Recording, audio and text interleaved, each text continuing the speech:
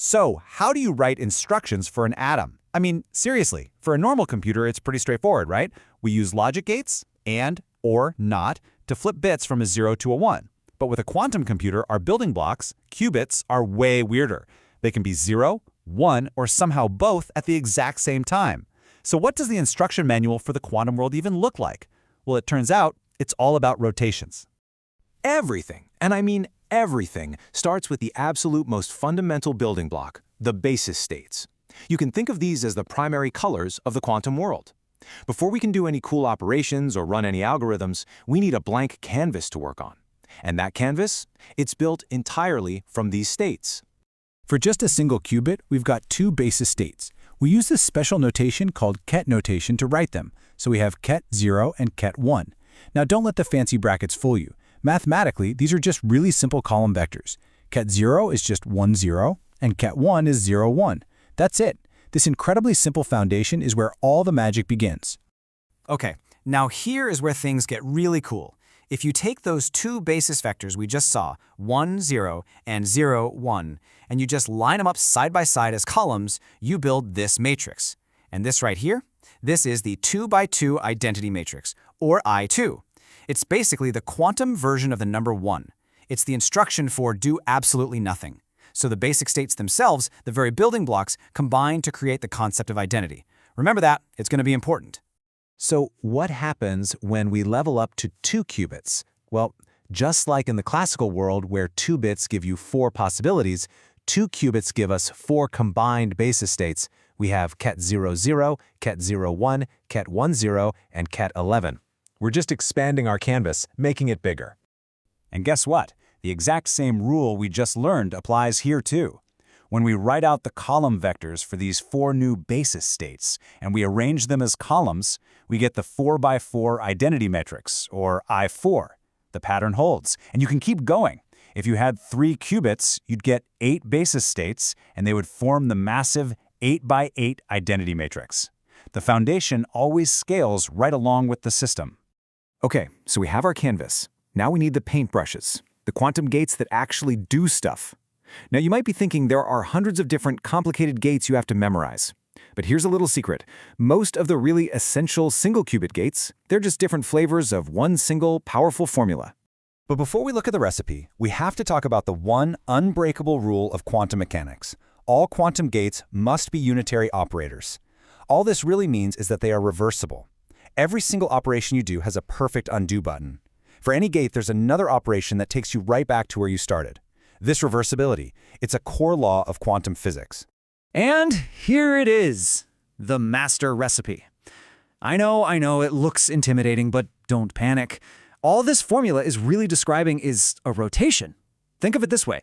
N hat is just the axis you want to rotate around, theta is how much you want to rotate, and that alpha is a global phase factor we can pretty much ignore for now. By just picking different values for the axis and the angle, we can cook up almost any gate we could ever want. Let's make this way easier. We can make some very specific choices to simplify this beast of a formula. Let's say we set our global phase alpha to pi over 2, and we set our rotation angle theta to pi, which is just a 180-degree turn. When we do that, the whole complicated thing collapses down to something so much simpler. U equals sigma dot n hat. Now that is a much simpler recipe to work with. So using this much simpler recipe, we can now create the 3 most fundamental gates in all of quantum computing, the Pauli gates. These are the absolute workhorses of the industry, and they represent simple 180-degree rotations around the 3 main axes, x, y, and z. Our first choice is super simple. We decide to perform our 180-degree rotation around the x-axis. This means our axis vector, our n hat, is just 1, 0, 0. So what gate does this very simple choice give us? It gives us the Pauli X gate. Its matrix form is just a simple swap. And that outer product form really tells you the logic. The first part, 0, 0, 1, 1, basically says find the 1 state and turn it into a 0. The second part, 1, 0, 0, 0, says find the 0 state and turn it into a 1. It's a perfect quantum bit flip, just like a classical NOT gate.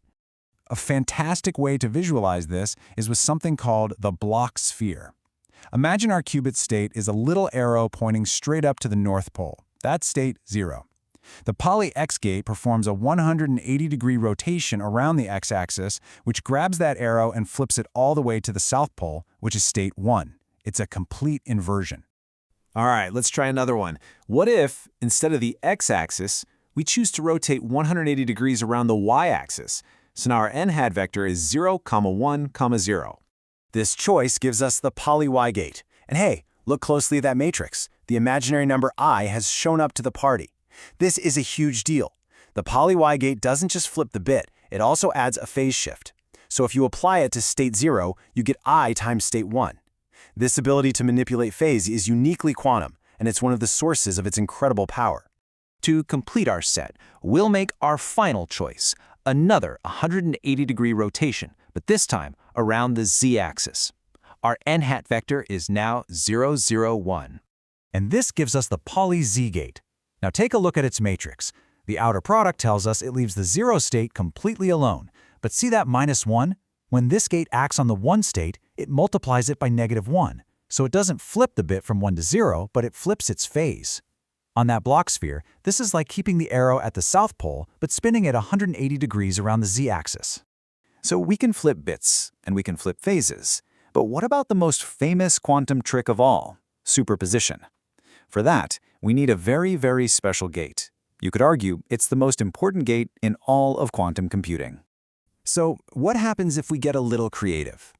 Instead of rotating around a primary axis, like x, y, or z, what if we pick an axis that's halfway between x and z, using the vector you see here?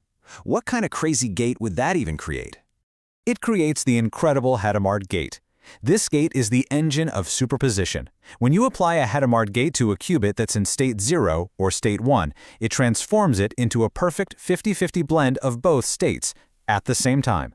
This is how quantum computers get their almost magical power to explore millions of possibilities at once. And remember that unitary rule we talked about? The Hadamard is the perfect example.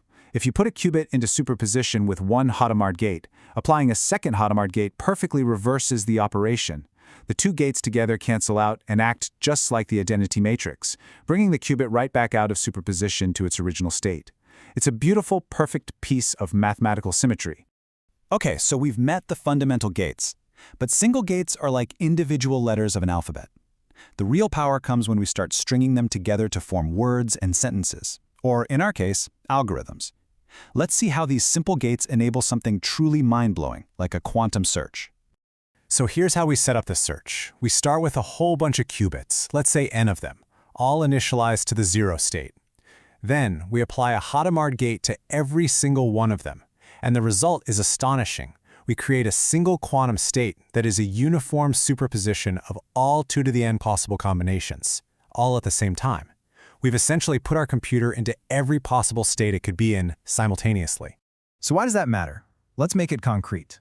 Imagine you need to find one specific phone number in an unsorted phone book with 10,000 entries. A classical computer has to check them one by one by one. On average, that's going to take about 5,000 tries. But a quantum computer using Grover's algorithm, which starts with that massive superposition we just made, can find it in about 100 operations. That's not just faster, it's a completely different league. And this really brings us to the final thought. We've seen how just a handful of fundamental gates, all born from a single formula for rotation, can create a state that represents thousands of possibilities at once. It really makes you wonder, if this is what's possible with just the basics, what could we achieve with 1,000,000 gates? Or 1 billion? What kinds of problems could we finally solve?